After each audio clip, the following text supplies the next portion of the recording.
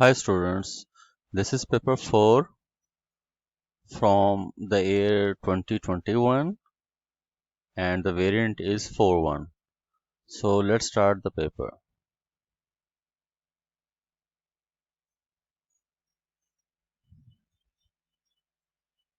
Okay जी, question number 1 पे आ जाएं. A part. The total cost of a taxi journey is calculated as $0.5 per kilometer plus 0.4 per minute. ज़ाहिर है जब आप taxi में ट्रैवल करेंगे तो आपकी कॉस्ट आएगी. दो तरह की कॉस्ट है यहाँ पे. एक ये है कि आप डिस्टेंस ट्रैवल करते हैं तो कॉस्ट आपकी बढ़ रही है. दूसरा ये है कि आप जितना आपका टाइम कंज्यूम हो रहा है उसमें भी आपकी टैक्सी की कॉस्ट आपको आ रही है. तो अगर आप देखें हमारे पास टोटल जो डिस्टेंस ट्रेवल है डेट इज 32 किलोमीटर. अब 32 किलोमीटर के लिए पर किलोमीटर हमारा ये कॉस्ट है. इसका मतलब ये है कि 0.5 टाइम्स 32 ये हमारी टोटल कॉस्ट आ जाएगी डिस्टेंस ट्रेवल की. लेकिन सिर्फ ये तो नहीं है, इसके साथ टाइम भी तो उसने 30 मिनट भी लगाए हैं इसको ट्रेवल करने के लिए. तो 0.4 जो पर मिनट की कॉस्ट है वो मल्टीप्लाई हो जाएगा 30 के साथ. ठीक है, अब आप इनको मल्टीप्लाई करवा दें. जब इसको मल्टीप्लाई कराएंगे तो दिस विल बी 16 प्लस और इसका आ जाएगा 12. तो टोटल कॉस्ट आ जाएगी $28. $28 इज द टोटल कॉस्ट. तो ये जो कॉस्ट आई है इसमें आपका डिस्टेंस ट्रेवल भी आ गया और टाइम जितना आपने कंज्यूम किया उस डिस्टेंस को ट्रेवल करने के लिए उसकी टोटल कॉस्ट हमारे पास $28 आ गई. तो सेकंड पार्ट में देखें, the total cost of a journey of 100 kilometre is 0.98, sorry it's $98. अब आपका जो जर्नी है वो इतना है, लेकिन इसमें टाइम जो है वो नहीं दिया हुआ. तो इसका मतलब ये है कि अगर मैं 100 किलोमीटर ट्रेवल करता हूँ विद द कॉस्ट ऑफ $0.5, $0.5 तो कॉस्ट है 1 किलोमीटर की. अब मैं डिस्टेंस ट्रेवल कर रहा हूँ 100 किलोमीटर, तो 100 से मल्टीप्लाई करवा दिया. ठीक है, plus and the cost of per minute is $0.4. We don't know how much time he spend. We have to show that उसने 2 hours लिया हुआ है. तो x जो है वो that is the unknown in this case which ultimately will give us the time at the end of this question is equal to, और total cost उसकी कितनी आई है $98 आई है. ठीक है, ये वाला पोर्शन जो है ये डिस्टेंस ट्रेवल के लिए है, ये वाला जो है ये टाइम के लिए है, यानी उसकी कॉस्ट है टाइम जितना वो कंज्यूम कर रहा है. इसको जब हम मल्टीप्लाई करवाते हैं तो यू विल गेट 50 है प्लस 0.4x इक्वल्स टू 98. 50 को उस साइड पे ले जाएं.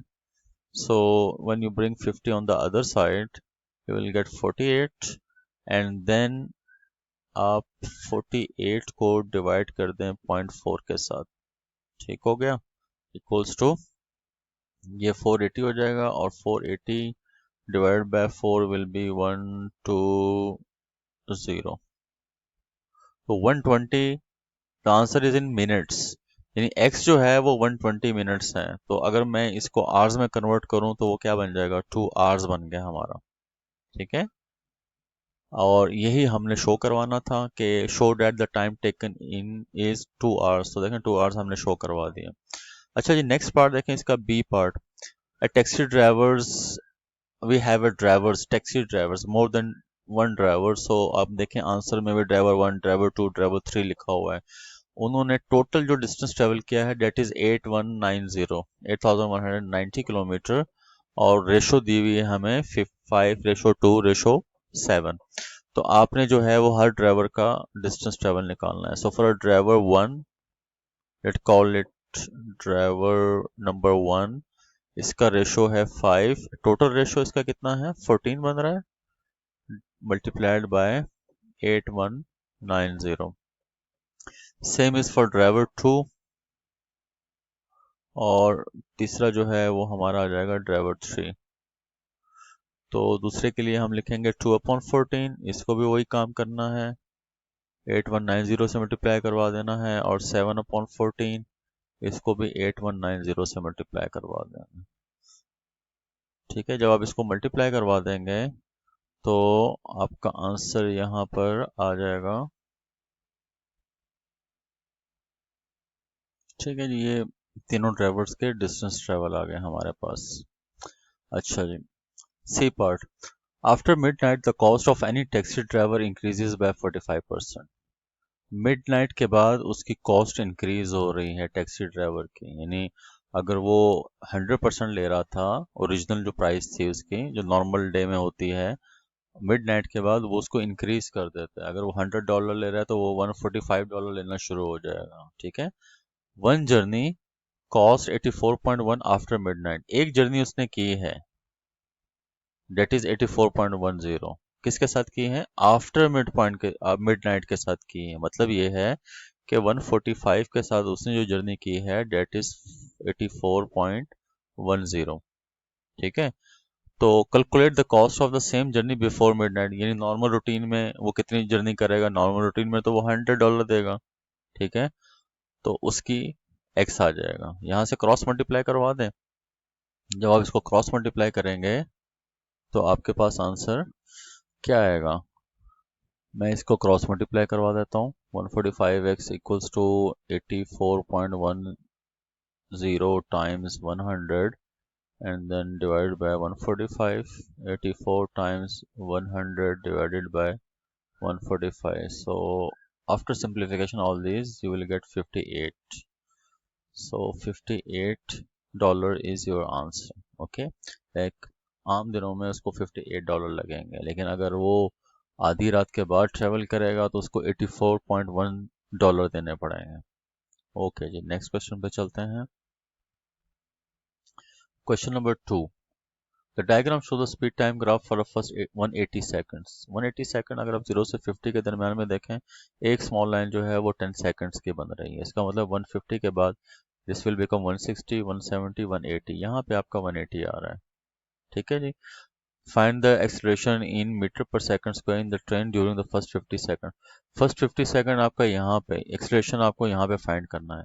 एक्सलेरेशन होता क्या है?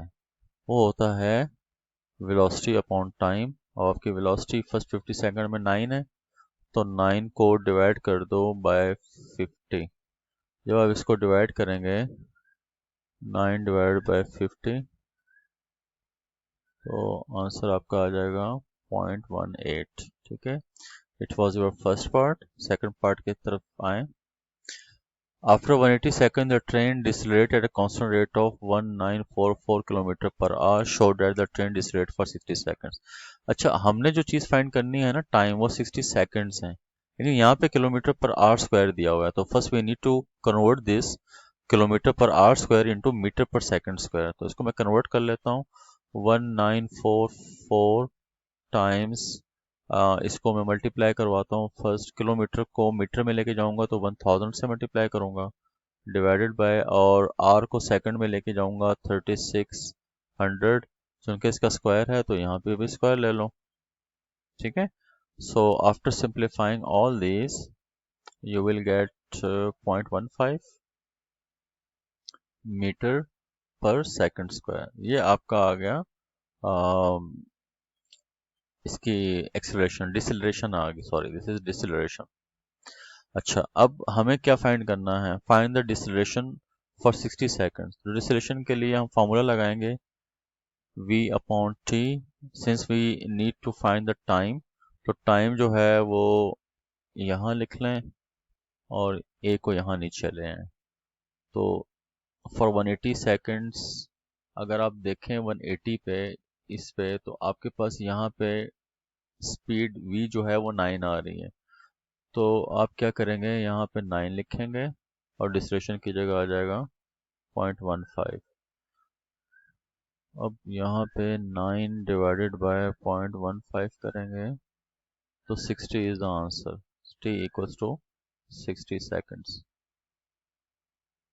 ठीक है, यही हमारा रिक्वायर्ड आंसर था, because we need to show that it decelerate and it takes 60 seconds. Okay, next step is to complete the speed time graph. एक मार्क का है तो हम 180 के साथ 60 मिनट्स और अगर लेके जाएंगे तो इट विल बी 240। ठीक है, 180 के साथ 60 सेकंड और ऐड करें, तो जब मैं इसके साथ 60 सेकंड ऐड करूंगा 240 आएगा यहाँ पे। Simply you have to join this point and this point with each other. तो यहाँ से इसको जो है वो ज्वाइन करवा दें। ठीक है, ये आपने इसका बना लिया, डायग्राम कंप्लीट हो गई। Calculate the average speed for the whole journey. We know that the average speed is total distance travel divided by total time. Total time जो है वो तो हमें पता है, वो 240 है, 240 सेकेंड्स हैं। हमने टोटल डिस्टेंस फाइंड करना है। Total distance speed time graph में एरिया अंडर द कर्व होता है, यानी ये जितना भी इसका एरिया है उसको हम फाइंड कर लेते हैं। तो अगर मैं इसका एरिया फाइंड करता हूँ, लेट से मैं इधर ही कर लेता हूँ इसको, तो ये this is in the form of a trapezium, so we need to find the area of this trapezium, 1/2, and height between two parallel lines, so we have two parallel lines, एक ये वाली parallel line है, एक ये वाली parallel line है। एक parallel line, ये वाली parallel line जो है that is 240, और इसका भी है, इनके दरम्यान में जो हाइट है वो ये वाली। ठीक है, तो हाइट अगर आप देखें तो वो 9 आ रही है आपके पास, और length of parallel sides are 240, ये वाली इसकी लेंथ है, और यहाँ से यहाँ तक इज, अगर आप देखें तो this is 180 and this one is 50। 180 में से 50 माइनस करवाओ